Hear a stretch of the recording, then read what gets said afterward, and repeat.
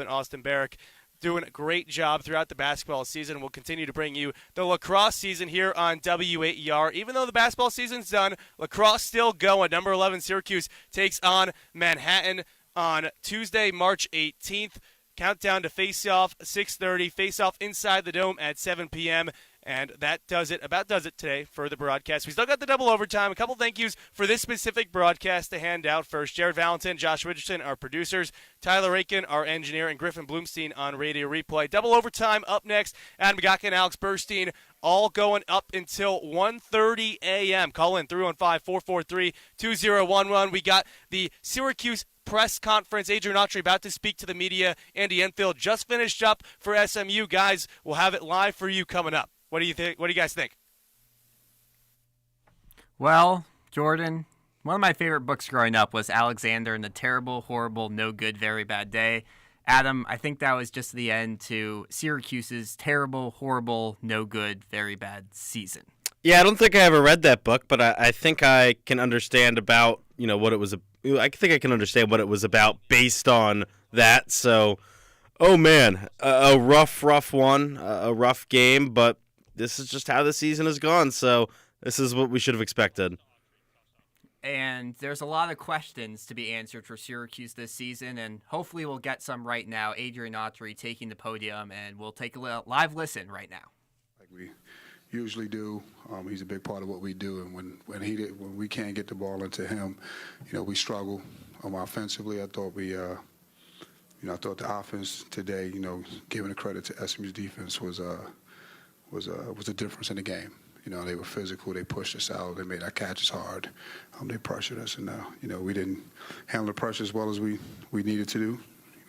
And I thought that was a difference. Question first for the players.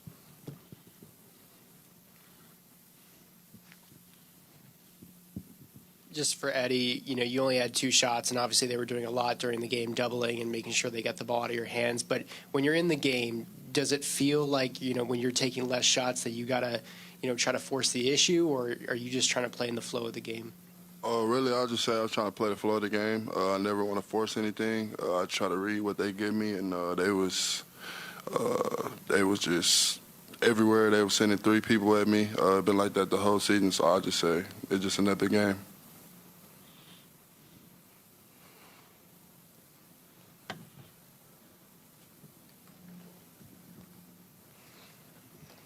This one's for Jaquan. Just in terms of the offense in the second half, what did SMU do that made it tough for you guys? I think, like Coach said, they put real good pressure on the ball. It was real hard for us to get it inside. It kind of disrupted our offense with being their defense being tougher than our offense. So we just ain't handled the pressure well. To our right. Mike Waters, Syracuse Post-Standard. For both guys, this is your only season at Syracuse, and tonight was your last game. I was wondering if you could kind of sum up your Syracuse experiences. Eddie? I say it's a blessing to come here. It's an amazing school, amazing program. We got a good coach, but we got amazing teammates, and I'll just say it was a blessing. I wouldn't want to be nowhere else. We didn't play our best during the season, but these are my brothers I remember for the rest of my life. We got good relationships, and that's all you can ask for, and it's Syracuse, so I loved it. Definitely I feel like we didn't play the way we wanted, but if I could do it all again, I wouldn't choose nowhere else, Coach Ray, we wanted to do it all for him. We know all of the pressure we've been handling all season. We've been doubted all year, so, I just think this really brought us together as a family, and we showed the brotherhood. Nobody really turned on each other, pointing fingers. We all tried to stick together and get it done. So, the experience being here, just watching Syracuse growing up is always a dream. And just being a part of it and just saying that I could did it and play with this name across my chest was something very big, and I just tried out to go my hardest every time. Any other questions for the 2 players? Okay, guys, thanks. You can head back to the locker room. Okay, questions for Coach? Front row here. Coach, specifically, what's the hardest part about addressing the team in the locker room after the season? When the season's over with, these are all young men, and you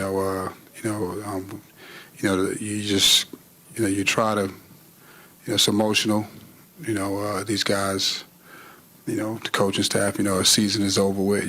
That's what you work for. You work all summer and you get ready for the season. And when it's finally over with, it's an emotional thing. But these guys, it was hard for these guys because it was just a long year, and every year is long. But obviously, there was a lot of noise surrounding these guys, and again, we spent a lot of time together, and just trying to keep these guys with their head up, and that's why this ending like this is really hard for me and for this team. Mike Waters, Syracuse Post-Standard. Red, when you were talking about, keeping their heads up throughout this difficult season, was that made even tougher given that you had so many one-year transfers, guys who were had just gotten here and were going to be here only the one season?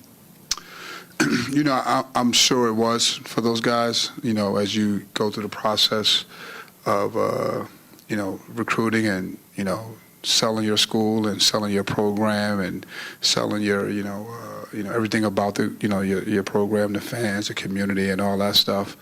When you have you get excited, and when you have a season the way we had, it's hard. It's hard. These guys, they work. JC, he worked his way up to this level. So for his first year to be at this level, and Eddie's he's been a Power 5 guy for a while, but he wanted to come somewhere and step into a new role. So it's hard, for those guys. I'm sure it was, but it was challenging. It was exciting for those guys, and they really attacked it the right way. They really did. I think a couple of guys went through some ups and downs, but for the most part, most of the guys that transferred in, they really kind of were more mature than most people. Yeah, Adrian, I'm curious, did you think you had maybe a different kind of team before the season started? And how did you sort of sort through who you actually had and how you were going to use those guys? I don't, I think everyone thinks, when you're in the summer, what kind of team you may have, but you really don't know until you kind of get into it. And I think that, going into this season, did we think we had some things that we could shore up? Yeah, but, I think the biggest thing that was disruptive for us was really disruptive for us is that, not being able to play with JJ and Donnie for extended periods of time. And I thought that was really kind of, that kind of threw us off a little bit, and the role and everything kind of dynamics kind of changed. Different people had to step into different roles and step up, and I'm not sure if they were kind of ready for that at that time, but we had to adjust. I think every coach could tell you, that you think you have something until you start the season, and once the season gets rolling, you just you got to make adjustments and try to address whatever it is to make the changes you can as the season goes along. Yeah, Aiden Stepanski from the Daily Orange. Coach, can you try to describe, I guess, Eddie and JC, Jair, all kind of the senior leadership, how they kept this team together even through those, tough times throughout this year? Just the way they attack practice, the way they were with the team, always encouraging. They had a lot of experience. You could tell that. They never came in heads down. They were always upbeat. They never, they did everything we asked them to do and more.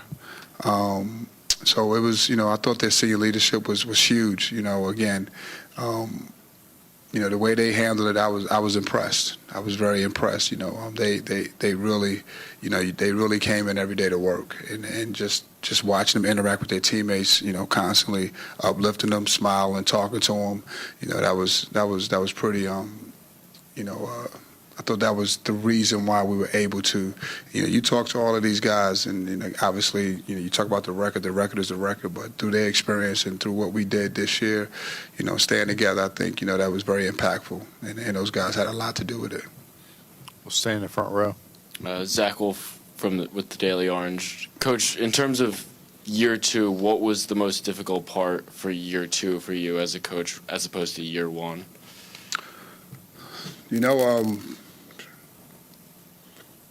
I think the difficult part was trying to get these guys to compete, and not to say to compete, but to try to win games and try to figure the team out. And really dealing with injuries. It was the first year. I dealt with one injury last year when I first took over this year. Dealing with multiple injuries and dealing with multiple guys that were kind of being asked to be in new roles, trying to figure that out with these guys and with the team. But I'm sure it's more things as this season is over with and I start to reflect. But those are the couple of things that kind of come to mind when you ask me that question. Mike Waters, Syracuse Post-Standard. Adrian, coming into the season, did you ever expect to have to put so much offensively on JJ? And like even tonight, he didn't look right physically part of the night. It looked like he was getting treatment, and yet he plays more minutes than anybody else, and he leads you in scoring. I think, when you started the season, what we had, we thought, obviously JJ would be, a big part of it, but, his usage was a little bit more than what we would have wanted. But, I think he was prepared for that, all summer long. I thought we would be able to do a little bit more around. I think we did at times. It just wasn't consistent. I think the biggest thing when you talk about this year's team is the consistency piece. I think that was really kind of trying to get everybody to be consistent at one time. Yeah, Adrian, you're an SU alum. You played there, you coached for a while, and now you're the head coach. How emotionally difficult was this for you this year to have a year where you had such a struggle to win games?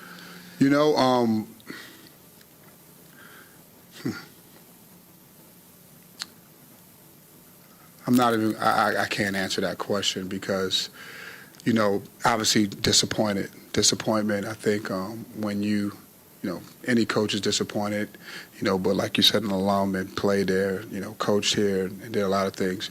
It was a little disappointing, to be honest with you, going through some tough times. I just think, I'll learn a lot from that. I have learned a lot from that. And I'll just leave it at that. It was disappointing, to be honest with you. And not to say that you got to be happy, whatever, but I just think it was, as an alum, you're disappointed in yourself that you can't get your, team to play well, as a coach and all that stuff. But, the way the team was covered was a little disappointing. And that obviously is struggling, but I thought a little bit, some of it was a little bit too much. Back left. Coach, I know you said you still need time to reflect on this season. It just ended. But what is maybe a takeaway that you learned in your second year as a head coach that you can take into year three, and something that you learned throughout the course of this season that you can use to your advantage now that you had to deal with, different kinds of hardship? It's a really good question. I'm not sure if I can really answer that right now. As of right now, I'm sure I'll be able to answer that question in depth because that's a layered question, and it's a lot of things that I could say and a lot of things that I know that I've learned. But to be able to kind of talk about it right now is, I wouldn't be able to give you a really good answer.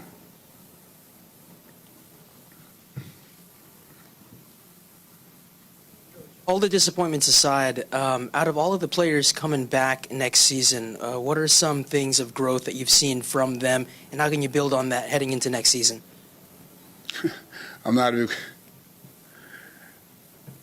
The way that everything is right now, you don't know who is coming back. Right? That's just an honest question. That's an honest answer, rather. But the guys that have eligibility, I thought all those guys, they played, they got better. But that's a question that we have to wait and see. Any other questions for Coach? Hi, I'm Teddy Caputo with Newhouse Sports Media Center. So, as we've discussed, the loss is a lot to process at the moment, but Syracuse has a loyal fan base that sticks with the team through the highs and the lows of this season and just throughout the program's history. What is the message that you'd like to give to the fan base as you look ahead to next season? I can answer that question at another time. Right now I just choose not to answer that question. Okay, is that it? Okay, thanks, Coach. The head coach of Syracuse basketball, an alum of this program, can't answer about the emotions of the worst season in over 50 years. Well, he just said he has no answers for the fans. That last question was, what do you have to say to the fans? Nothing. Nothing at all. A disappointing loss and an Wow. even more disappointing season for Syracuse. The Orange fall to SMU 73-53. The season is over, but the double overtime rolls on, and it starts right now.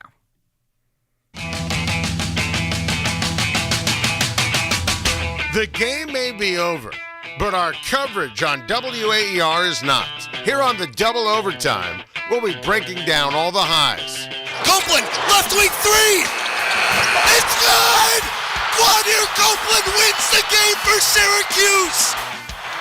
For the first time in 1,856 days, Syracuse beats an AP Top 10 team. Darling drives to his right, puts up a layup. No, Oh, but Copeland with the putback slam! Oh my goodness, Quadir Copeland makes a statement! And the lows. Syracuse walked into John Paul Jones Arena looking to make a statement, and Virginia said, oh no you don't. Cavaliers 84, Orange 62, your final. Well, Syracuse heads into North Carolina and faces its worst loss in its history in the Atlantic Coast Conference. Heartbreaking. The Orange bow out in the second round of the ACC tournament for the second year in a row. Delivering our hottest takes along the way. The expectations should be higher after a few years when Adrian Autry sets that bar, but the bar is still low. 5-star, Donnie Freeman. Yep. I mean, this guy has the tools. I think he could be the truth. I think Lampkin and the combination of him and Carlos will rejuvenize this team and make them an actual complete basketball team. Get your voice heard by calling in at 315-443-2011 or check out our YouTube at WAER Sports Talk. It's the double overtime, and it starts right now. 73-53, Syracuse's season comes to a close with a loss to the hands of SMU. Alex Burstein joined alongside Adam Gotkin. We're with you on the double overtime up until 1:30 a.m. We just heard from head coach Adrian Autry, who had some answers but not all after Syracuse's season-ending loss. If you want to call in, 315-443-2011. You can text us as well, 315-556-3929. And you can join us on Twitter and YouTube at WAER Sports Talk. And we already have someone who has some thoughts after that presser, Ron from Syracuse. Ron, what are your thoughts after what we just heard from Autry? Yeah, hi, guys. I'm disappointed in the season, too, a long-time Orange fan and stuff. But, after listening to the coach, it must be really difficult for him. But, boy, there wasn't a lot of information forthcoming, I can tell you that, as far as, any kind of things for next year or hope or whatever. And I guess he's right. I'm a little disappointed, too, in just college basketball overall. As Coach said, you can't really talk too much about players because you don't know who you're going to have. I guess that's the way the state of affairs is today, where the schools with the big money are the ones that can come up with the money, get the better players and stuff. This is what it's going to come down to from now on. I'm just really kind of sad with the state of affairs, I guess, guys. Ron, how can you not be sad with the state of affairs? Were you surprised at all with how Autry responded to some of those last couple of questions about emotionally his reaction to this season and how he didn't really seem to have much of an answer about that? Because Ron, I'll tell you what, I was a bit surprised about it. Oh, I think we've lost Ron, actually. But I'll say it right then. I'll tell you that, Alex. I was surprised about it. That whole answer was just honestly shocking to listen to. It started off with him saying he didn't really have that much of an answer. But oh boy, I'll tell you what, the one that got me mad was the way the team was covered was disappointing. It was a little too much. Are you kidding me? This is the worst season that this team has had since 1962, and you're complaining about how this team has been covered. We've got Keith from Cazenovia on the line who wants to talk about this. Keith, what do we got for you? Now, for two reasons. One, talking about how he couldn't get the team to play consistently all season, isn't that the job of the head coach and the coaching staff to make sure that they come prepared, they play Syracuse basketball, whatever that is at the moment, I don't even know what that is anymore, and that they put in a maximum effort and they play consistency night in, night out. But the second thing that really got me really mad was when he was asked, what do you have to say to the fans? How about, I understand this isn't the standard for Syracuse University basketball. We will do better. We're going to learn from this experience. We're going to move forward. But I guarantee you we will be better next year. The fact that he gave that answer to me is infuriating. I mean, Keith, he played in front of these fans. He's coached for years in front of these fans. It's just unbelievable to have no words from him to the. I mean, how does that make you feel as a fan to not have an answer from the head coach? I'm gobsmacked right now because I've been watching SU basketball since the 70s, okay? I was a student at SU in the mid-'80s and got to see some incredible SU teams and effort. I saw Adrian Autry play. The fact that he can't address the fans, that he can't say to them that I care, this team cares, this program matters, we're a strong program, we will move forward, anything.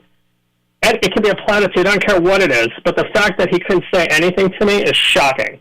Yeah, Keith, I mean, you know, we're Alex and I, we're pretty young. I don't want to call you old, but I know you say you played, you were here in the 80s, you saw Autry. This is the worst team in your lifetime.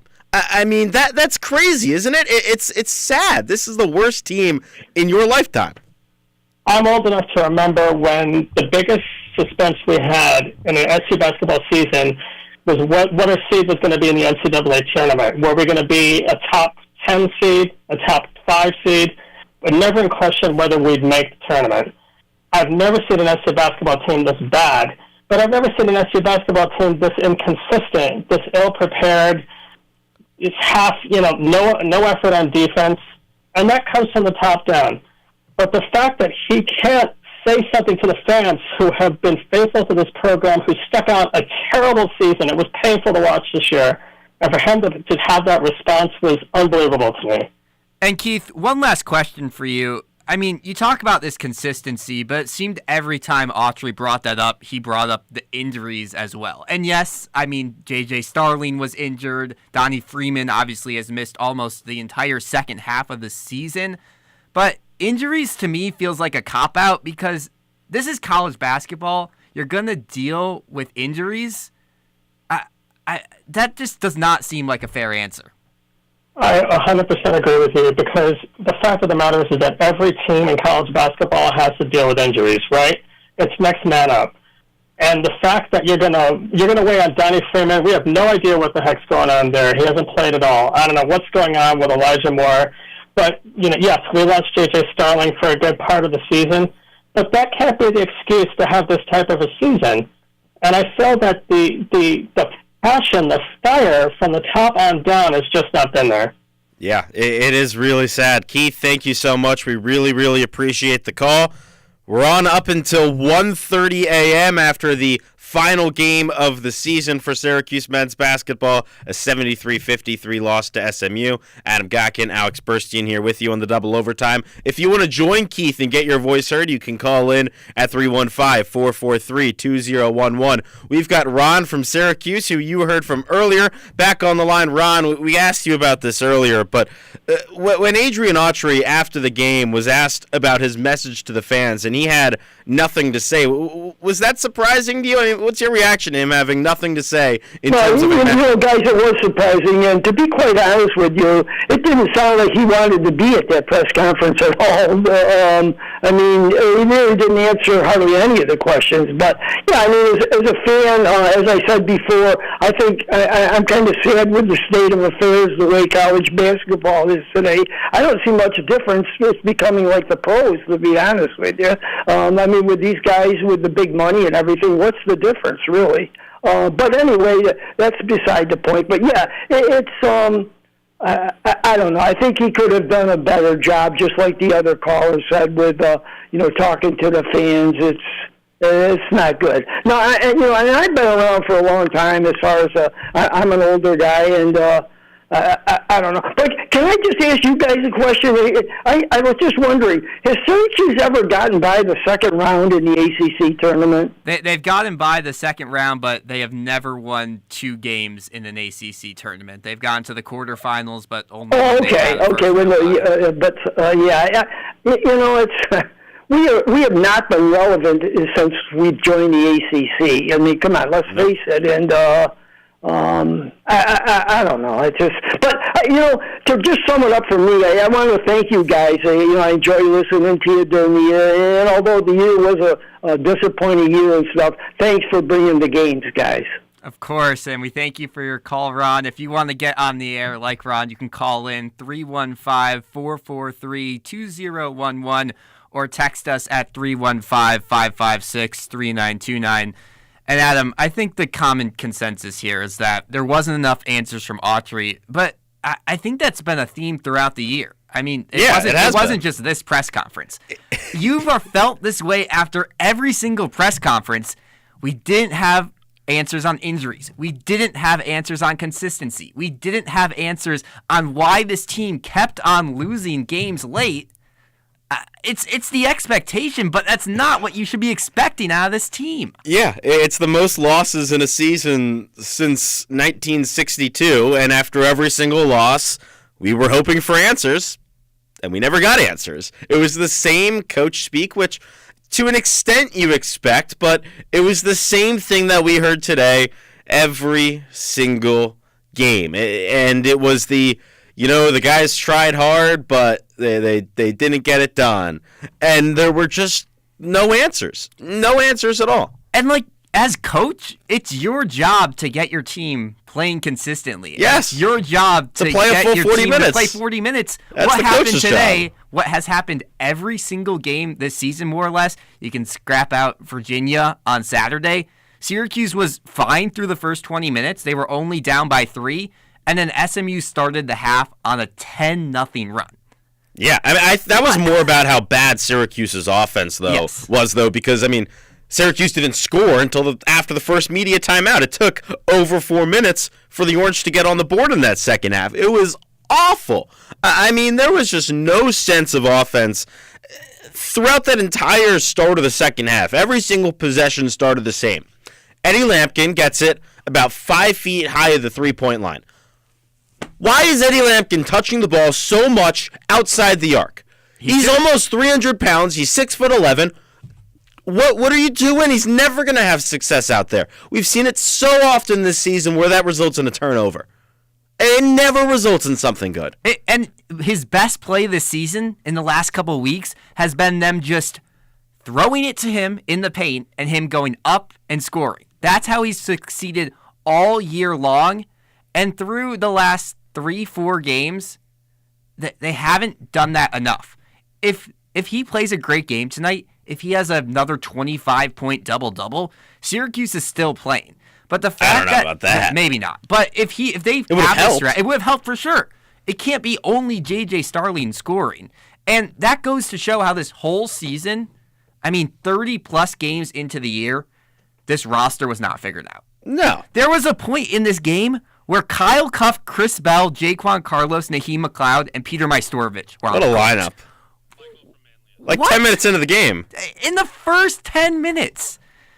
We have another caller on the line, Michael from Manlius, who wants to talk about this game and this season for Syracuse as it comes to a close. Michael, what do you have for us? Hey, guys. I was listening to Coach Autry's press conference, and he was isolating, which is something that people do and they get very defensive. And I pray for him that he can see through that and see that the people who are offering some criticism are trying to do it in his help to help him and not to criticize him in a negative way. People just want this program to grow and not to stagnate. And that's all it is. And I pray to God that he sees that and sees that it's not the world against him. It's just trying to help the program grow. That's all, guys. And Michael, I think you're exactly right there. Thank you so much for the call. We're not being anti-Autry and giving him so much criticism because we don't like the guy. Got nothing against him personally. I'm sure he's an incredible person. All the interaction that we've had with Autry is great.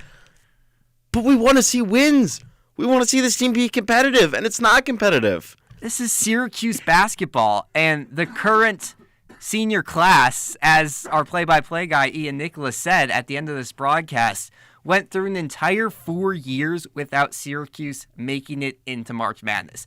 And to think that Kyan Anthony's coming to this program next year, and his dad won a title for this team, and how much this program has changed in just the life cycle of his son, I mean, it's crazy. It's a different program. I mean, the pure talent on the floor just isn't good enough. You just said it a moment ago. That five on the floor, that lineup of Carlos, Cuff, Bell, Majstorovic, McLeod, 10 minutes into the first half of an ACC tournament game.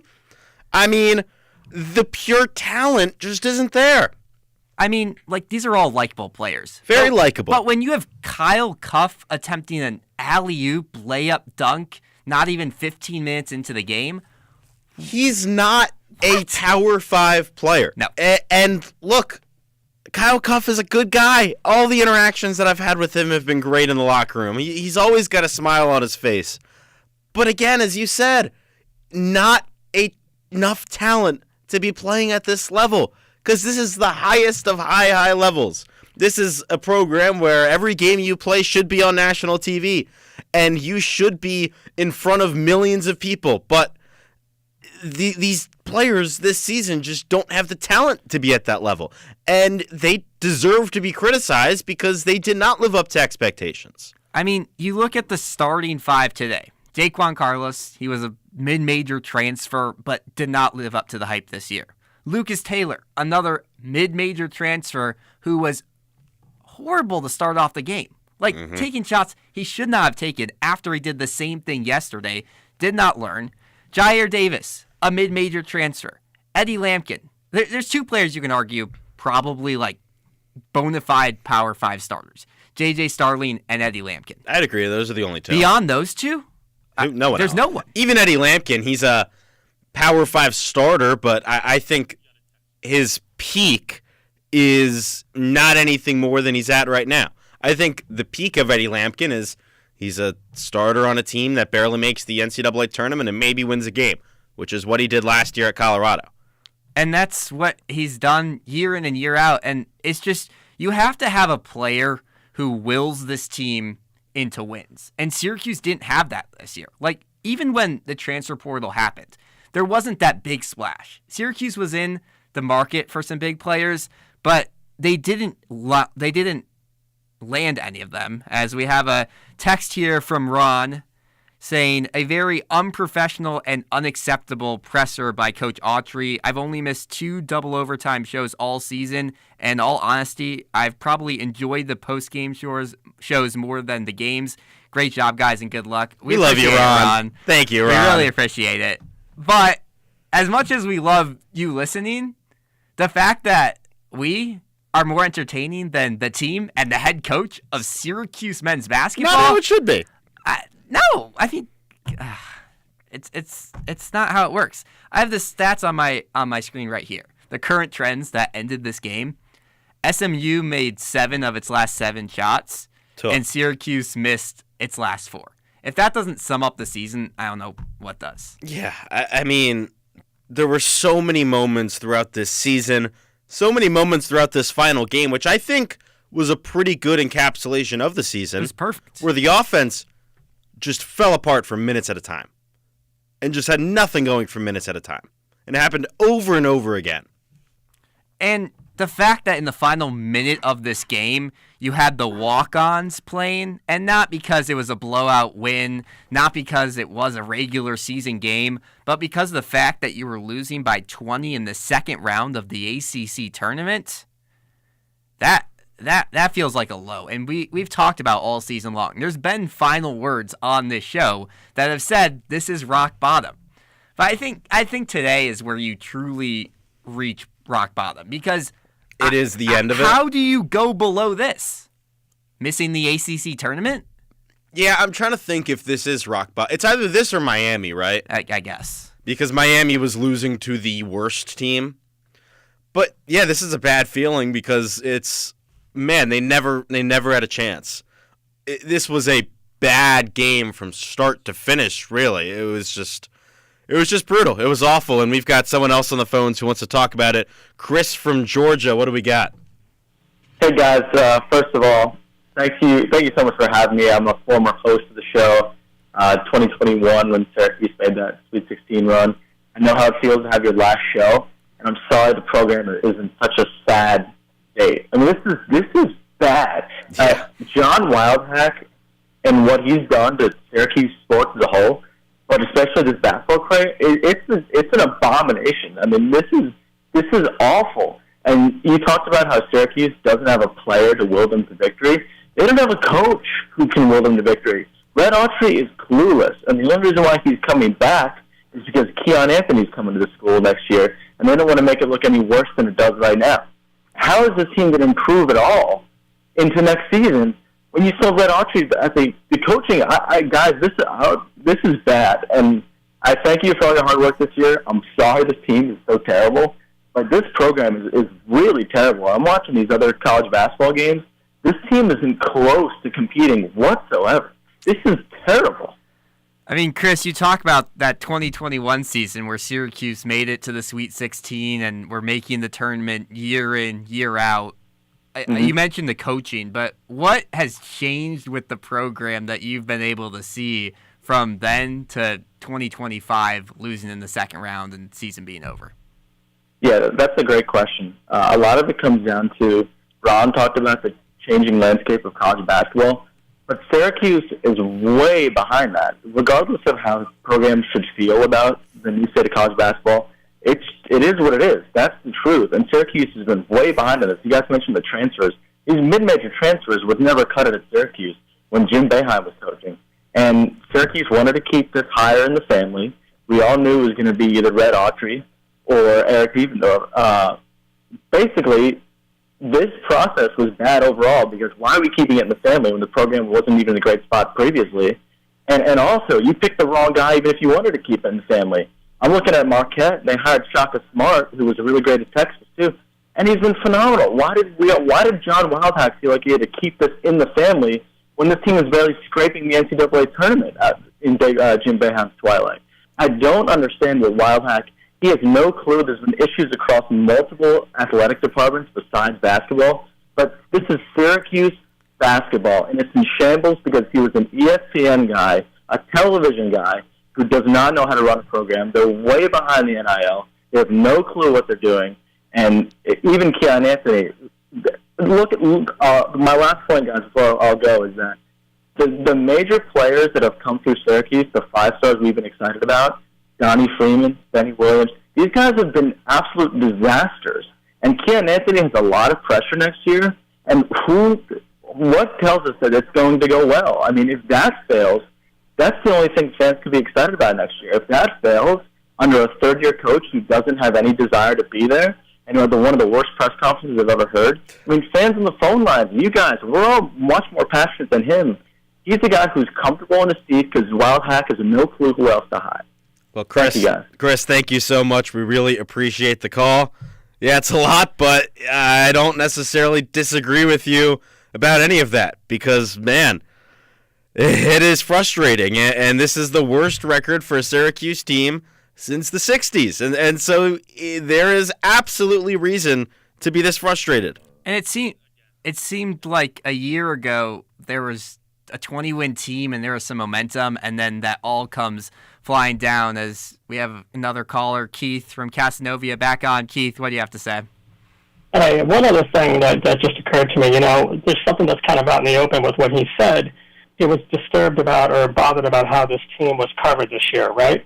So what are you supposed to put lipstick on a pig? I mean, for God's sakes, like you got to kind of cover it as it happened, right? And to me, that is a real good window into the fact that he is not tough. Is he that thin-skinned? I mean, how are you supposed to cover this team? And again, I think it comes down to you have to accept reality and address it and say that this is not acceptable. And although we did hear him say that a few times, but he never really did anything about it because he's the head coach. He should be enacting the change. And I think at the end of the day, for him to be bothered about how this team was covered, to me shows that he's thin-skinned and not the guy, because you need to have some fire. You need to have some grit. You need to have some determination and the onus to say, yes, you covered us right. We were not good. We're going to be better next year.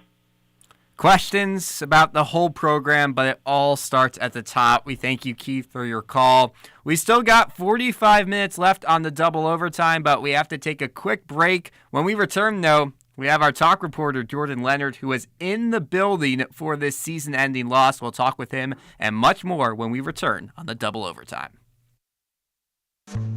Hi, I'm Chris Boyd, host of Think. Think is a show for curious minds. Whether we're discussing history, science, politics, or the arts, my hope is that every conversation inspires curiosity and complexity, and that every listener walks away with their own questions, inspiration, and a thirst for more knowledge. Tune in and join me as we learn something new and take a moment to think. Weekdays from 2 to 3 on 88.3 WAER. I'm Marco Werman. The World's Newsroom brings you the big picture stories and some other stuff. The whole of Niagara Falls is ripping over my right shoulder.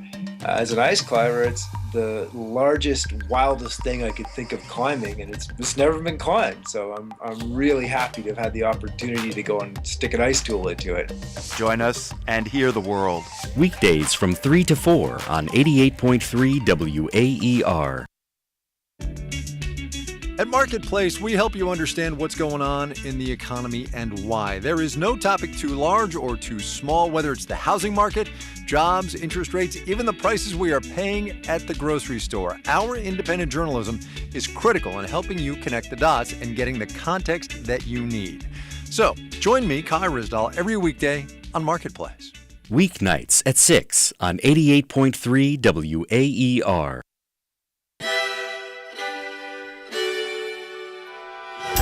If the government was not going to look at these numbers, we were going to answer the question, how many people died in Puerto Rico?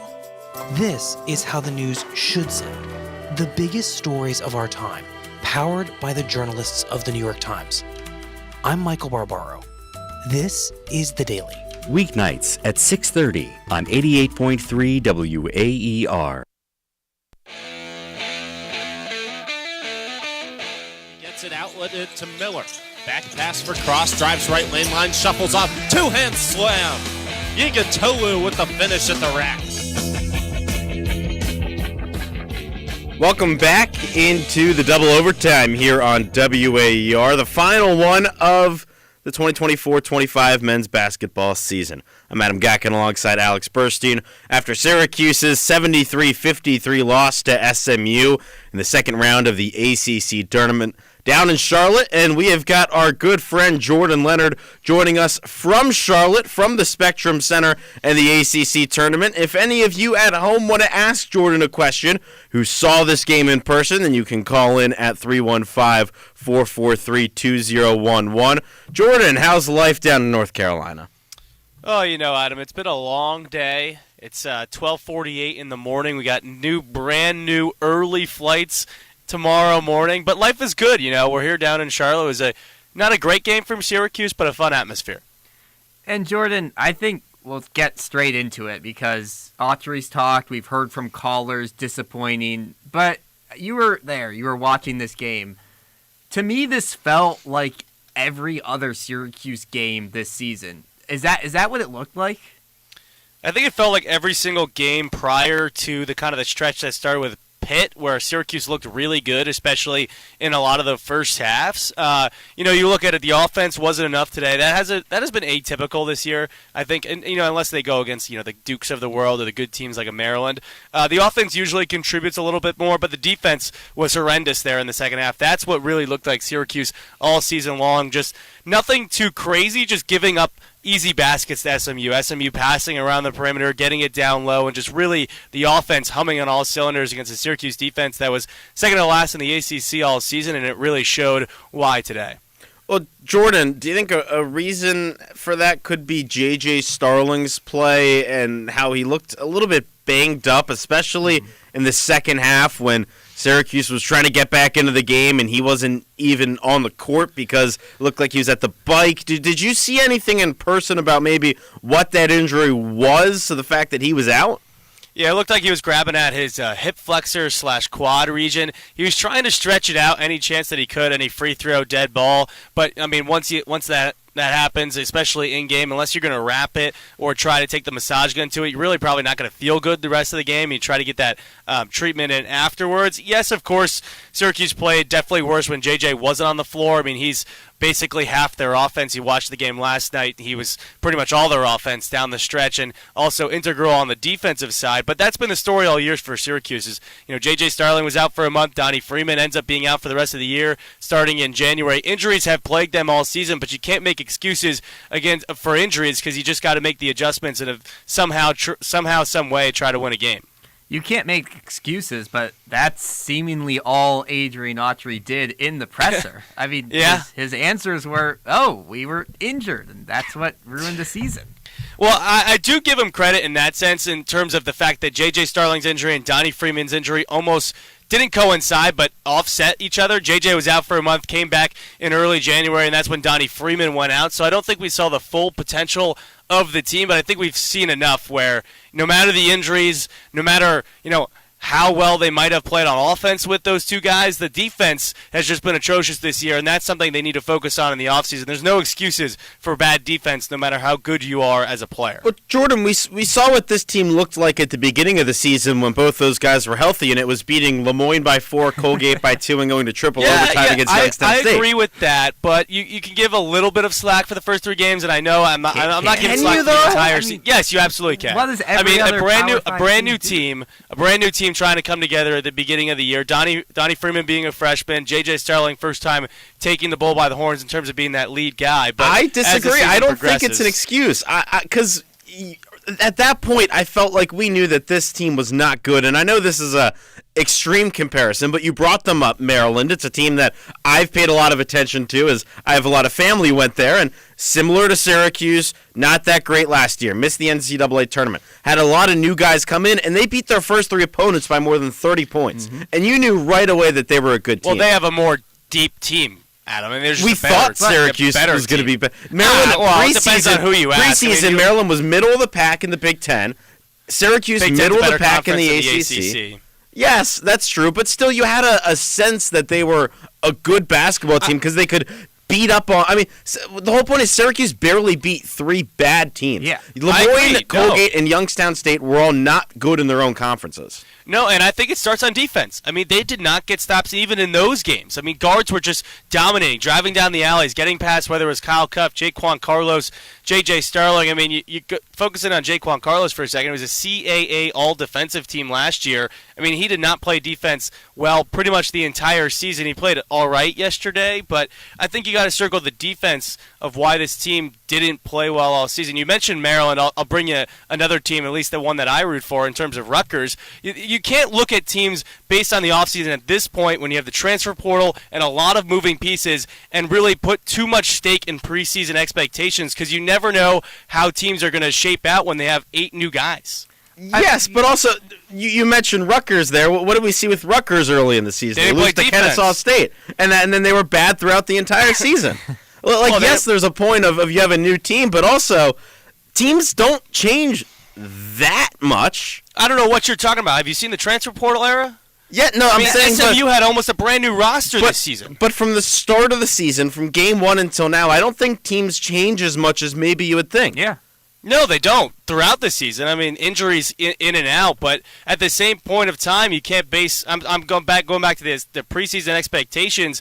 You know, everyone was higher on Syracuse because of theoretical talent, but when it doesn't translate to the floor, I mean, Maryland at least got Power 5 guys that transferred into their program, unlike Syracuse. So you're saying it starts with the transfers? I mean, it starts with the transfers, starts with the talent, and then it just goes to defense. I don't care who Syracuse brings in next year, how good they are shooting the ball, whatnot. If they don't play better defense next season, it's going to be a replica of this season. Well, Jordan, where does it start on the defense? Because you said Jaquan Carlos, he was an all-defensive guy in his old conference. Is it the players? Is it the effort? I mean, Syracuse has tried a zone. It's tried man-to-man. It's tried to replicate the Boeheim look. Where does it start on defense?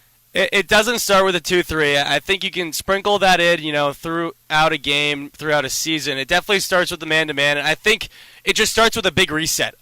When Adrian Autry took over and he talked about how he's going to play man-to-man, you got to go in the offseason and really focus on man-to-man principles. I'm going to bring back up Rutgers because I'm a big fan of Steve Peichel and the way he teaches defense. You come up with that individual plan for each player and how they end up playing as a unit in man-to-man defense. That's how you have to teach the defensive side. And I think the effort was here and there throughout the season. I'm not going to say the defensive effort wasn't there on every night and was there on every night. It was not there most nights. Didn't look great. I mean, Kyle Cuff, yeah, maybe? the game against Florida State, they did play, I think, very well defensively, and the intensity was there for the full 40 minutes, but that was in the ACC tournament when your season's on the line. So I think it's a combination of both, but Adrian Autry and the coaching staff really have to dive deep into the playbook and figure out how they want to teach this man-to-man defense and communication, too. I mean, got to be able to switch. Are we switching? How are we defending the pick and roll? Really diving deep and figuring out how they want to teach their defensive principles. Whole lot of things to figure out this offseason, and it starts now. Yeah. The season is over. Adam Gotkin and Alex Burstein breaking down the final game of the season here in the double overtime after Syracuse's 73-53 loss to SMU. We've got a reporter who's down in Charlotte, Jordan Leonard, on the line right now. If any of you want to call in, ask Jordan any questions, feel free to do so. Our number, 315-443-2011. Jordan, you brought up there how the identity that Adrian Autry has talked about throughout the offseason wasn't necessarily seen on the court. I think that goes beyond just the defense. Mm-hmm. That goes to the offense as well, where before the season, all Autry talked about was how this was going to be a three-point shooting team, a team that plays quick, a team that's fun to watch and is explosive. It's March, it's the end of the season, and we saw none of that all year long. It's absurd. I mean, is that any change from the Jim Boeheim era of offense? I mean, there was a lot of ISO They ball, were making pick and threes rolls. for a couple of years Well, with Buddy yeah, and they were Joe making threes because Girard. they had three-point shooters. Yeah, there was no no three-point three-point shooters this year. Their number one three-point shooter going into the year was Chris Bell, and he had an atrocious year outside the back half of the season. So when you have no shooters, I don't know what else you're supposed to do on offense. And, we talk about you want to go back to when the coaching change was made. Adrian Autry, a disciple of Jim Boeheim, so he's going to run stuff similar to how Jim does, especially on the offensive side. They don't run plays. Let's be real. I never sit there and watch Adrian Autry or Alan Griffin or any of the assistant coaches calling out a signal or a play call. It's just kind of motion offense with a lot of pick and rolls for J.J. Starling or Judah Mintz in the past. Jordan, you bring up Chris Bell, and I think he's such an interesting player on the Syracuse team because before the season, he was out there and the coaching staff was saying he could be one of the best three-point shooters in the conference. Oh, my gosh. The way that they talked about Chris Bell before the season. I forget exactly what it was, but Autry talked about these metrics that they were using and how he was making like 60% of his threes on catch and shoot. It was some absurd number that like didn't even sound real, and now this is what we saw of Chris Bell this season. I mean, they talk so highly of him. And it felt like that December period where he was making no shots and he was saying it was in his head and how he wasn't even taking shots. Like, that feels like it sums up the season, and he feels like a player you can really pinpoint as was supposed to be great for this team, wasn't even really good, and it was how this season turned the way it did.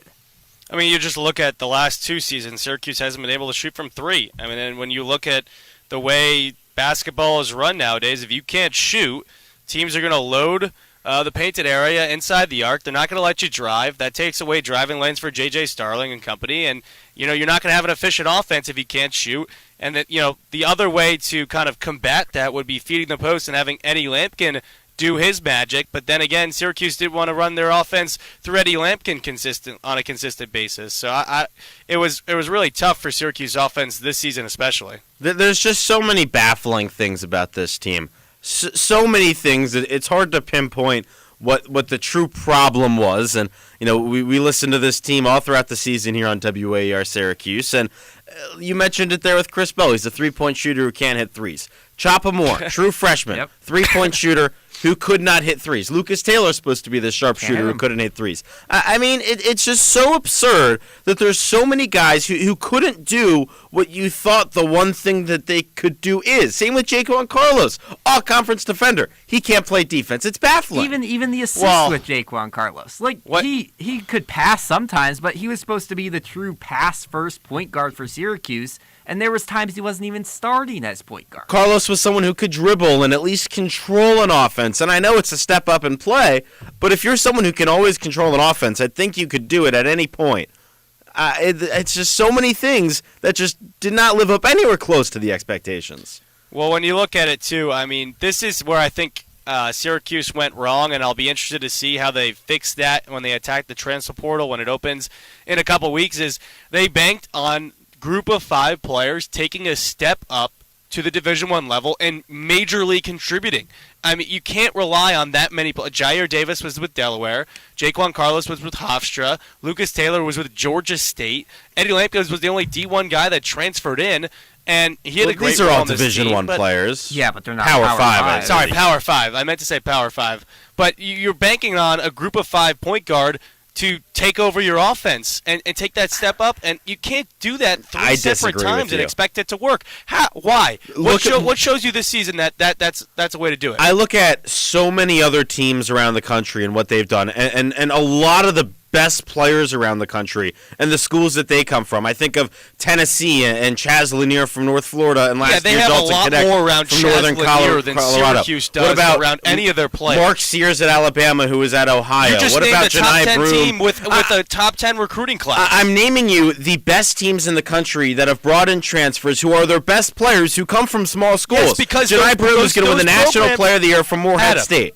Adam, those programs don't bring in 3 group of 5 transfers and expect them to be in the starting lineup and compete for an ACC championship. But they've brought in group of 5 transfers who have been great players. Okay, but the problem is Syracuse is not banking on those players. It's because they put out offers to Power 5 players who are in the transfer. And they can't afford them. I'm sure next month we'll be getting 10 tweets a day about players who are hearing from Syracuse. And how many of them are actually going to come and play at the Dome? Go look at the example that was brought up the other week. Syracuse tried to offer Kadari Richmond to come back. He's one of the key contributors on St. John's. They just couldn't afford him. Absolutely. Flat out.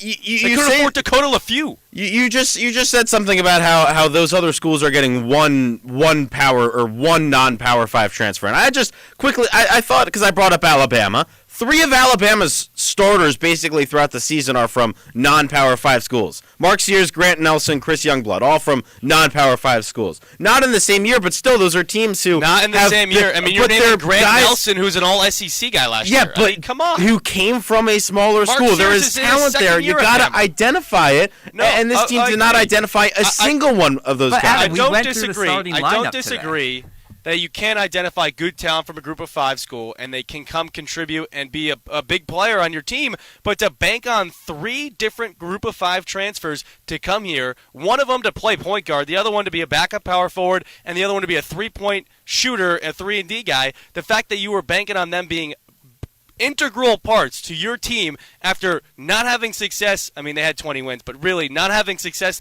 the year before, that's baloney. How much, but were you fully banking on all of them? I don't think so. Yes. Because I don't think you were, because your you had solution to the 3-point problem was Lucas Taylor. No, I think your solution to the 3-point problem was Chris Bell and Elijah Moore. Chris Bell was on the team last year. That's not a solution. And well, the expectation was that he was actually going to make his shot. Banking on a freshman to come in and shoot 4-star top 75 freshman? Absolutely. Look what other 4-star freshmen do around the country where they're scoring 15, 20 points a game. You thought he was going to do something.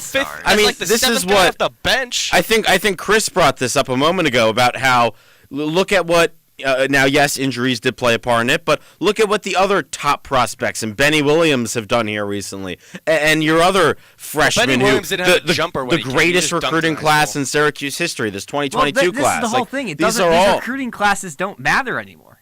Like you can't even say that 2 5-star prospects that Syracuse is bringing in next year are going to fix this team, because even if you add Anthony and Sadiq White and you add these players, freshmen don't win you games in college basketball unless you're Cooper Flag. So what you're saying is, it's all about depth. It's all about depth. So high-quality freshmen don't win you games. Players who have been here before and are supposed to get better don't win you games. Transfers from lower schools who were very good, who were all-conference players, don't win you games. Nothing wins you games. If you develop them, so none that of all these comes guys back, develop. which all comes back to one big thing, which is coaching. They're not getting that's coached fair. good enough. I mean, there's not a single player on Syracuse that got better as the season went on. No, I think, and I will honestly believe this. I think if you put all of these basketball players with another good coach, if you give Rick Pitino this roster, I think that this is, I'm not going to say it's a tournament team, but I think it's pretty close, because I think there is natural talent on this team. There are high-ranked players who have played basketball at a pretty high level, and then they came here and they stunk. Look at Malik Brown. I don't disagree in terms of that comment right there, but I mean, you just mentioned the returning 3-point shooter. I mean, Chris Bell returned, but there's nobody around him. Like, how is he supposed to shoot threes when he's the only one that they have to hone in on from beyond the arc? And yes, I think anybody who calls into this program, hops on this program, that doesn't have some blame for the coaching staff this year is not correct. Obviously, coaching goes into having a below 500 season, especially at Syracuse, which is not the norm or the expectation, but it's also on the players too. It's a combination of both, and the fact that when you look at it, the recruiting, the way they recruited, they were banking on multiple players, and I would also factor in Eddie Lampkin into this. Eddie Lampkin and all their transfers, they were banking on them taking a step up, not only in their production overall, but 3 of them stepping up into a power conference. Like, that's not how you recruit. You mentioned the Grant Nelson and the Mark Sears comparison, both coming from lower conference schools. Well, 1, they have now multiple years at Alabama, and 2, Alabama had the money to pay for the best group of 5 players. Let's be real, Jair Davis and Jaquan Carlos and Lucas Taylor were not the best group of 5 players that you could go out with. Go look at Dakota LaFew, who's at Georgia, and yes, he's been okay, but that's one of those more top group of 5 players that Syracuse whiffed on. Yeah, they didn't get a lot of those Go top look at guys. Selton Miguel on Maryland. Selton Miguel out of Maryland. I mean, he came from USF. That's not you brought up Maryland. Maryland's only power conference transfer was Rodney Rice, who played in 8 games at Virginia Tech last year. They got Jacoby Gillespie Maryland from plays Belmont, defense. who's a stud. Yeah, because they're well coached. How about Malik Mack? At Georgetown, yeah. I mean, he came from Harvard. He was going to be. If Syracuse has Malik Mack, it's a different team. It's a different team. You have him running the point. It's a whole different team. Yeah. It's the quality. I think if you have Quadir Copeland running the point, it's a different team. No, like, not even joking. He's dancing. He had a great game. Yeah, Quadir Copeland in the NCAA tournament with his viral manager. Delaware was closer to the NCAA tournament than Syracuse. One game away. They made a great run. They made a great run in the CAA tournament. But I mean, like, if we're talking real here, Quadir Copeland brings size, brings defense, and brings a passing ability just as equal, if not better, than Jaquan Carlos. And brings energy. I mean, last year's team was objectively better. Yeah. You look at the record; it was so much better. They won 20 games. And I thought that this team was going to be better this year than last year, right? I feel like everyone did, right? Basically, everyone I feel like thought this year's team was going to be better. The only question I think the optimism was there. Yeah, I think the optimism was absolutely there. I was excited coming into the season, and it ended up being for absolutely nothing. Because I just think I've been saying this kind of not all season, but kind of as the season's kind of progressed, and you get to kind of look at how Syracuse functioned. And I mentioned the group of 5 schools. I think when Syracuse recruited, they went and they got guys that quote-unquote fit needs on the roster. They needed a point guard to take JJ off the ball sometimes and to have another dribble on the floor. They needed a center that could score. They needed a power forward that could really help out down low. They needed a three-point shooter to go next to Chris Bell. When you recruit in the transfer portal, you don't just have to fit needs. That's when you're trying to fit needs on a team, that's if you're trying to polish off an already good team. Mm-hmm. But when you're not that good and you don't make the NCAA tournament, you just need to get the best players and then mold your team around the players on the floor. Absolutely. Well, Jordan, we thank you so much for joining us. Before we let you go, this is your final time speaking on these WAR airwaves. Our wonderful WAR Sports Talk Department Director. Any final words here on WAR for you, Jordan? Yeah, I mean, it's just a lot of fun. WAR Sports Talk, getting our takes on the air. I mean, that Adrian Autry presser was outstanding to start the show. Got a bunch of great callers after that. I'm proud of where we are at. You guys are going to be the future of the station. We got that stream going on YouTube and Twitter. That's awesome stuff. Get to see your beautiful faces the rest of the night till 1:30 a.m. Hope you guys aren't looking a little sleepy on the air on YouTube or Twitter. You got to watch out for those cameras; they might get you. But yeah, it's been a fun 4 years, and I'm proud of where WAR Sports Talk has grown since I've gotten to campus. The YouTube, the Twitter, the text line. Everything. That is all Jordan Leonard. Jordan, thank you so much for everything that you have done for this station. We could not appreciate you anymore, and we are so sorry that your class, the class of 2025, the first to not see a team make the NCAA tournament in who knows how long, 50 years. It's like the 72, I think, season is what our engineer Tyler Aiken said earlier. In a long, long time. Well, Jordan, thank you so much. Have a safe trip back to Syracuse. We're not done yet, though, here on the Double Overtime. We've got 20 minutes left in show, so don't go anywhere. The Double Overtime returns in just a moment. I'm Marco Werman. The world's newsroom brings you the big picture stories and some other stuff. The whole of Niagara Falls is ripping over my right shoulder. As an ice climber, it's the largest, wildest thing I could think of climbing, and it's never been climbed. So I'm really happy to have had the opportunity to go and stick an ice tool into it. Join us and hear the world. Weekdays from 3 to 4 on 88.3 WAER. There is a one-stop listen for everything Syracuse athletics. You got great talent on this offense. Like, you can't go dormant for an entire quarter. And the Ostrom Avenue podcast provides unique opinions, plus exciting interviews from industry experts. Joined by Georgia Tech play-by-play broadcaster Andy Demetra, Syracuse.com, football beat reporter Emily Laker. Check out weekly interviews on YouTube and listen at WAER.org or wherever you get your podcast. At Marketplace, we help you understand what's going on in the economy and why. There is no topic too large or too small, whether it's the housing market, jobs, interest rates, even the prices we are paying at the grocery store. Our independent journalism is critical in helping you connect the dots and getting the context that you need. So, join me, Kai Risdal, every weekday on Marketplace. Weeknights at 6 on 88.3 WAER.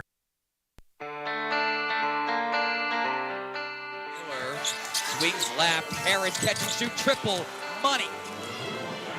Chuck Harris, a top 10 three-point shooter in the ACC, flexing his muscle, his first triple of the night.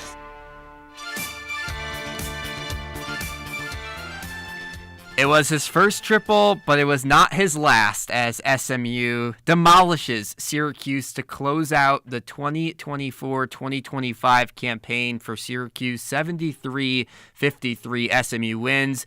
Alex Burstein joined alongside Adam Gawkin here on the Double Overtime. A lot of questions for Syracuse, and we're still waiting for answers, and it'll probably be an off season of waiting for answers. But, someone who's trying to answer it is the star of this team, J.J. Starling, and here's what he had to say after the loss. I'm still proud of this group of guys. When you think about Syracuse for next season, what do you think the next step is for where this program needs to go? I'm not sure. I guess we'll see. Thank you, J.J. Appreciate you. He's not sure. I thought we were going to get an actual answer there. No, that would be too much. The way we were told, I was told J.J. Starling answer, quote, no, his answer is that he has no answer. Well, if you have thoughts about that or about anything from today's game, you can call in 315-443-2011 or text in 315-556-3929 and just kind of explain to us how you feel after this game. We're on here up until 1:30 a.m. on the double overtime. Adam, we've had a lot of thoughts. We've had a lot of callers' thoughts, Jordan Leonard's thoughts, but I think we're missing someone, and that is our lovely WAER sports director who knows this team very well. He grew up a Syracuse fan, and he lives, breathes, and dies Syracuse basketball. Tyler Aiken joining us now. And Tyler, I mean, this is one of the worst seasons, definitely in your lifetime and in many people's lifetimes. How do you feel after this? I mean, it's the worst overall. It's not even close. It's not one of. It's not close to. It is the worst. And listen, to be honest, it hasn't even hit me yet. I feel numb is the best way to put it. Like all year, it just hasn't felt real. It's been a slow decline, and I think it doesn't help that head coach Adrian Autry isn't making a bigger deal out of this, or John Wildhack isn't making a bigger deal out of this. Listen, John Wildhack's comments about Adrian Autry and the state of this program are similar to his comments about the football team a few years ago. But the football team's history is not the basketball team's history. I'm sorry. You cannot treat 4 straight missed NCAA tournaments like this is a team that needs to rebound. There should be alarm bells going off. There should be drastic measures taking place. There should be a clear plan being laid out to people. Not a $50 million dream that requires people to donate to a program that hasn't shown that it can use NIL money properly yet. And so there's no urgency. There's zero urgency. Adrian Autry, when he's asked after the game, I get it. You're not in a good spot. I'm not asking for a detailed step-by-step plan right after your last game of the season. But how about some emotion? Syracuse fans want to feel like the program is connecting with them and meeting them where they're at. And so if this reaction from Autry and Wildhack to me feels like the reaction after Syracuse misses the NCAA tournament 1, maybe 2 years. Not 4 years. Not with a 13-18 regular season record. That they're not reacting strongly enough. And hey, if you don't want to fire Autry, that's great. You don't need to fire Autry. But you need to be clear, Wildhack, Autry, that you are livid, that you are mad. Because Syracuse fans are livid, and Syracuse fans are mad. Because this is just so beyond the scope of what is normal for the program, and they're trying to make us feel like it's normal. They're trying to make it feel like this is just the bottom part of a natural ebb and flow of a program. No, the bottom part of a natural ebb and flow of Syracuse is an NIT tournament appearance where Syracuse goes on to the semifinals. That's the low point. The low point is starting a season 25-0 and then losing in the round of 32. Do you know what I would do to see a Syracuse team make the round of 32 these days? A lot. I would do a lot of things. Yeah, Tyler, I'm very happy that we have you on here. I think that you bring a really interesting perspective as a lifelong Syracuse fan because, of course, this is college sports, which means that a majority of the current fan base of a team, not a majority, but a big part of a current fan base for a team is people who are brand new to that team. Yep. We're college students. Yeah. We did not grow up here. Alex, you're from the Chicago area. I'm from the Maryland area. I always knew about Syracuse. Syracuse was always on my mind, but I wasn't a Syracuse fan until I got here. Yep. And now I bleed orange because I go here, and this is always going to be my school, and it's always going to be a place that I care about. And right now, basketball just doesn't feel like it means anything to people here, to students here. I mean, throughout this entire season, there's never a buzz about the team. It's like no one even cares anymore. I mean, that Georgetown game, that was one of the lowest 100th attended game. Georgetown Syracuse. Yeah, I mean, game I'll give the students credit. The Duke game was pretty well attended by students. Oh, yay, because they got a post on Instagram about it. I know. That's what it is. It's they got a post on Instagram. Yeah, I mean, but the sororities force their people to go. I don't blame them, though. I don't blame a single Syracuse student for not wanting to go to the games. The organization is not putting a product on the court that is worth going to see. No, I agree with you. If it wasn't my job to cover this team, would I really be tuning in for every game throughout the end of this season where Syracuse finished 13-18 in the regular season? Probably not. Yeah. I mean, people on social media were saying every week that this is the first time they've ever been on a Tuesday night, on a Wednesday night, not tuning in to Syracuse basketball because they don't feel like it's worth it. And again, the number one issue right now with this program is that the higher-ups, the people at the top, are trying to instill this narrative that this is not great, but it is normal. It's participation trophy culture. It's not normal. Yeah, I mean, it's not normal. And when Wildhack, goes on the radio and says, "Oh, this team needs to be playing impactful games in March next year," say it with your chest. They need to make the NCAA tournament. Say the words. Meaningful games in March? Come on. Yeah. NCAA tournament games. Hard stop. Yeah, and at the end of the day, the big thing that is blamed for all these issues this season is NIL. And I think that that's a really interesting discussion when it comes to this team and this school in particular, because NIL personally doesn't feel like it should ever be an issue for Syracuse University because stereotypically this is a university of, let's be honest, rich kids from Long Island and Westchester County, New York, and Los Angeles who come up to Syracuse and party for 4 years. Right, Alex? That's what... No, that's what this school is, though. This school stereotypically is where rich elite people send their kids, and it's a school that costs $90,000 a year. And you look at the alumni, the last president of the United States. There's a lot of very successful alumni. Yeah, I mean, was it NIL or was it coaching? I think coaching was the said. University didn't set up the NIL. There's so many things, but I think coaching is where everyone was pointing this year. I think this offseason. Alex.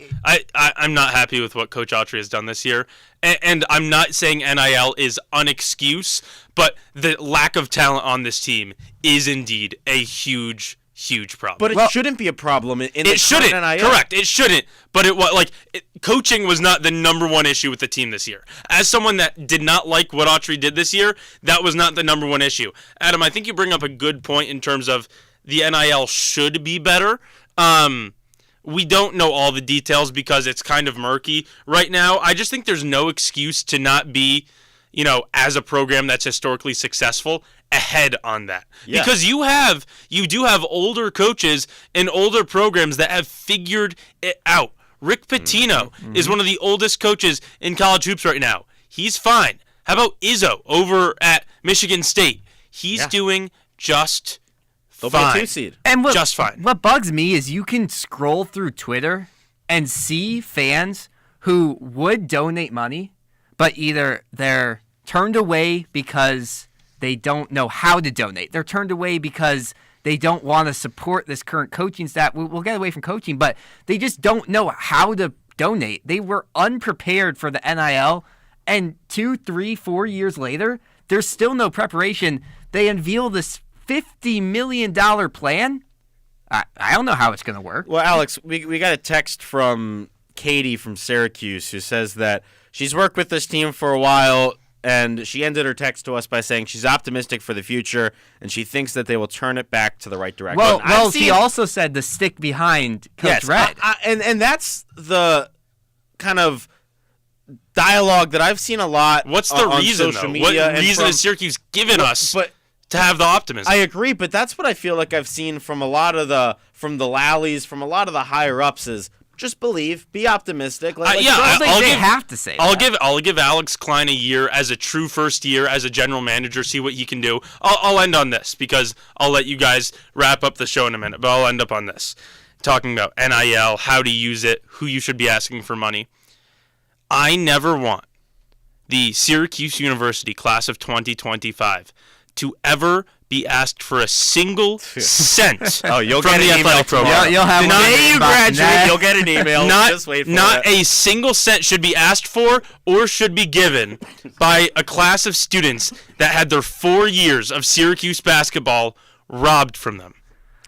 I don't know if you deserve a diploma from this university. If you, I already have the diploma, so they can't really take it away. But it really should be a requirement. You have to take your electives, you have to get through your capstone, and you have to watch an NCAA tournament game. But I'll never fulfill that, and that's just how it is. But as a young one, I did get to see a lot of tournament appearances, and so I guess that's just the way the world works and the way things even out. Thanks for having me, guys. Have a good rest of your show. Thank you, Tyler. Well, Tyler, if you're still with us for one more second, we had Jordan say some final words, and obviously he did a ton with this sports talk department. You led our sports department, but have also been on these airwaves. And as you mentioned, you've been a fan your whole life. Yeah. Any final words as this season and your time with this station slowly comes to an end? Listen, I'm very proud of a lot of things with this basketball season, most of which is to do with the 45 wonderful people that are part of this sports department and sports talk department at WAER. I thought we did a good and fair job of covering this team, reporting on this team, calling this team's games, and sometimes a bad team results in good, enjoyable, fun coverage. And that's hopefully what everybody listening was able to take away from this season in terms of our involvement. This is a great department. I look forward to calling back over the next few years and calling you guys and the other hosts of this show out for your bad takes and maybe agreeing with some takes as well. But, I've really appreciated my time here. And as always, go Orange. Thank you, Tyler. Tyler, I love you. Thank you.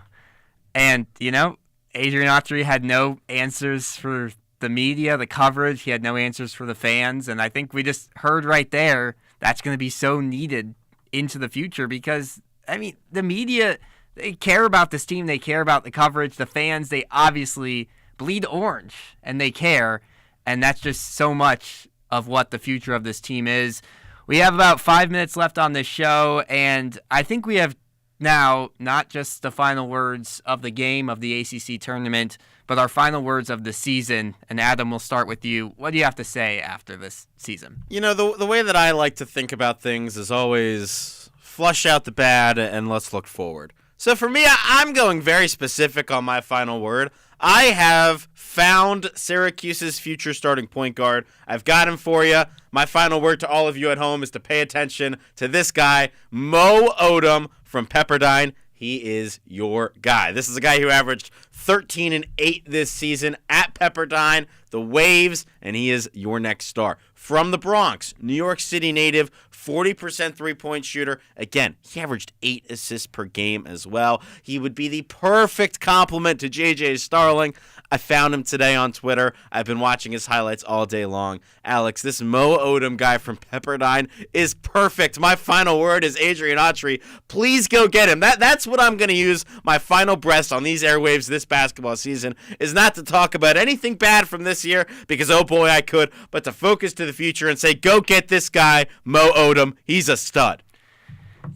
I appreciate the positive notes, Adam, but I think because of the way this season was and the way this season came to an end, not in the NCAA tournament, not in a nail-biting loss in the ACC quarterfinals or semifinals, it came in such a dominating loss after such a bad season. You can't end on a positive note. And that's why my final word for tonight is Syracuse fans, Syracuse basketball team members, anyone involved with this team, don't forget this season. Don't forget what happened. Don't forget Youngstown State taking you into multiple overtime periods, barely beating Lemoyne. Don't forget no quad one victories most of the season. And don't forget all of this poor play, because if you do, that's how history repeats itself. This program has to be held to a higher standard, and it starts with remembering everything that happened in this 2024-2025 campaign and not repeating those mistakes. So Syracuse, don't forget, don't smile, but don't cry. Just remember, this is the bottom, and you have to make sure that's only up from here. Yeah, this has to be the bottom. It cannot get any lower. If this team loses more games next year than it did this year, no, that's it. That's it. Yeah, I will leave this school. I'll say that. As if I'm not leaving next year anyways, but I will be going. Well, one team that is not at rock bottom is Syracuse men's lacrosse, and while our basketball coverage is just about wrapped up on our W8ER airwaves, still plenty of men's lacrosse coverage. The 9th-ranked team in the nation continues its season next Tuesday against Manhattan. Face-off for that one is at 7 p.m., one of the last true easy games for Syracuse this year. McClure Modeling countdown to face-off starts at 6:30, and the double overtime goes up until 10:30 with Nathaniel Cunningham and Dino Antamarino. Hey, at least one team on these airwaves has some promise of a postseason. Yeah, that should be a fun one. Manhattan was not great last year when Syracuse played them, and as you said, probably the last easy game of the season, because after that, my goodness, the schedule gets tough. You got Cornell, Notre Dame, Duke, UNC, UVA, all the top 10 teams. Well, that is just about going to do our time here on the double overtime. But before we step away one final time here this basketball season, some thank yous to hand out for today's product. Our producer, Drew Albaugh, our engineer and resident Syracuse fan, Tyler Aiken, our reporter and sports talk director, Jordan Leonard, and today's WAER Sports Talk desk, Griffin Bloomstein, Josh Richardson, and Nick King. Syracuse falls in this one 73-53. The season is over, and the page turns to next season. For Adam Gotkin, I'm Alex Burstein saying good night.